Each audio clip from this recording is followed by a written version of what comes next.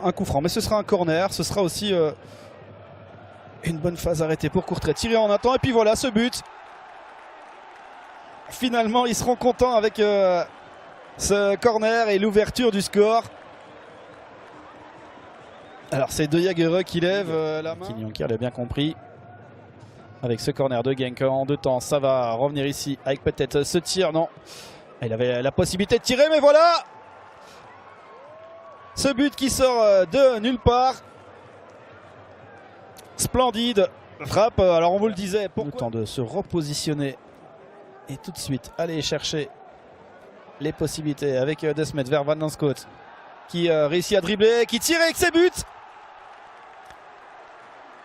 Même scénario qu'en première période. C'était De Jagereux sur Ambrose justement vers De Jagereux qui a un peu d'espace. Il revient vers l'arrière. Van Lanskot et voilà 3-1. Doublé pour le gaucher. C'est facile, trop facile pour Courtrai. Et surtout plus de réussite dans ses passes. Hein. Et proposer des solutions aux porteurs du ballon. Avec ce tiré, voilà, le quatrième. Je vous le disais, il restait 3 minutes à Thierry Ambrose pour inscrire son 11e but de la saison. Il a fait ce que... On donne ça à Ratson vers Buffraï qui frappe, c'est goal cette fois-ci pour le Club Next. Et bien Ryan Buffraï finit par se racheter de l'occasion 4 étoiles qu'il avait eu il y a quelques instants. Qui a joué 2 saisons en pro du côté de Maastricht. 61 apparitions, 4 buts. Et bien là va peut-être aller chercher les 3 points pour le Club Next puisqu'il fait ici 0-2. Ryan Buffraï, non c'est pas Buffraï, c'est Lund Jensen qui a marqué ce 2e but. J'avais pas vu son... Mais ici c'est... des circonstances bien plus difficiles. Hein. Parce qu'il ne reste déjà plus que 9 minutes. Le centre de Jensen avec une tête qui termine dans le goal. Il termine dans le goal. Et ben là, toute dernière possibilité de comeback vient de s'envoler définitivement avec ce but. Brugeois. Rentrant en première zone. Et la reprise de nous. Ce ballon qui reste dans la surface, atterrit, tout le monde passe à côté. Place tout, non. Scopes maintenant, il la frappe qui finit au fond. Nous qui met fin à cette partie de flipper. Isaac Nou pour son 7e but de la saison en championnat, le Ghanéen du gardien de Lommel, de Laurier-Chauvet pour donner le coup de coin. Et la reprise, le goal. Isaac Nou pour le doublé. Il est venu au niveau d'il y a 2 saisons lorsqu'il était très souvent décisif. Le revoici, Vangsa, la frappe, eh ben, il suffit de le dire. Incroyable. Le Hongrois, j'ai parlé un peu trop vite. Changement gagnant pour Lommel. Zalan Vangsa. Ça va peut-être revenir. De Grant, Romans.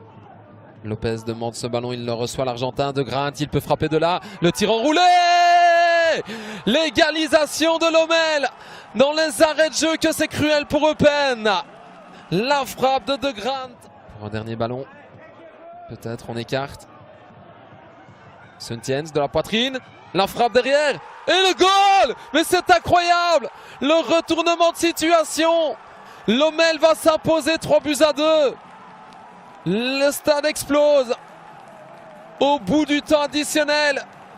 Il va y avoir quand même une 6e victoire consécutive pour les Limbourgeois. Dodaigne. Rien décalé. Montes, il y a une possibilité de centre de Montes avec Dodaigne qui va ajuster, marquer. D'ailleurs, marquer le premier but pour le RWDM après 9 minutes de jeu. Eh bien, ils sont... Raïs qui a trouvé un peu de soutien. Peters et la Nengolan était au bon endroit. Je rappelle que Nengolan avait marqué de là contre l'année passée.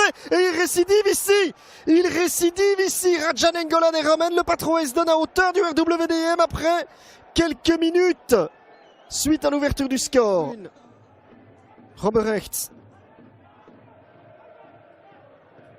Qui provoque Dodaigne. Roberechts qui essaie de déposer vers Rousseau. C'est goal. C'est goal, mais à un moment donné, oui, le RWDM allait finir par être puni à commettre ce genre d'erreur défensive et surtout à ne pas saisir des cadeaux offerts par le patron parce qu'à un moment donné, ces joueurs-là vous font très très mal. C'est un caviar déposé par Milan Roberechts sur la tête de Leandro Rousseau qui marque son 10e but en Challenger Pro League cette saison.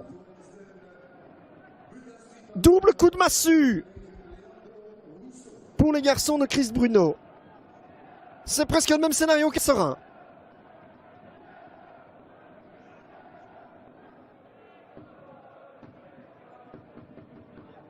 Raja Nainggolan, il cherche à déposer au deuxième poteau, la tête c'est goal, c'est 1-3 pour le patron Weston qui fait le break.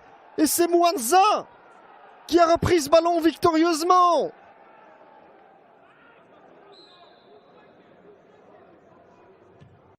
Nainggolan, c'est parti avec attention, un ballon qui n'est pas bien dégagé. Il y aura un quatrième but. Il y aura un quatrième but au deuxième poteau.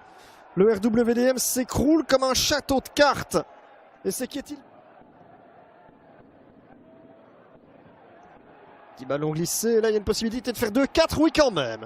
Oui, quand même. C'est Kestens qui redonne un petit peu de baume au cœur. Mais bien sûr, de l'Olympique de Charleroi. Avec un centre à venir de Kylian Hazard. Précis. Sowell, le poteau. Et puis, c'est l'ouverture du score. Avec Kevin Scourty. Qui justifie ainsi la... Oh là, il y a hors-jeu de Bruggemann. Non. Oh, et attention, ça n'a pas été sanctionné. Paulet, Bruggemann, justement pour le 0-2. Paulet, oui. Ah, c'est incroyable. Quelle efficacité. Ah, cette équipe, elle est monstrueuse en première mi-temps. Ah, il n'arrête pas. Lokman. Akpachoukou. Le centre. Et là, bas. Ah, il doit la mettre. Ouais. Voilà qui est fait. Et le derby est relancé. Abdou.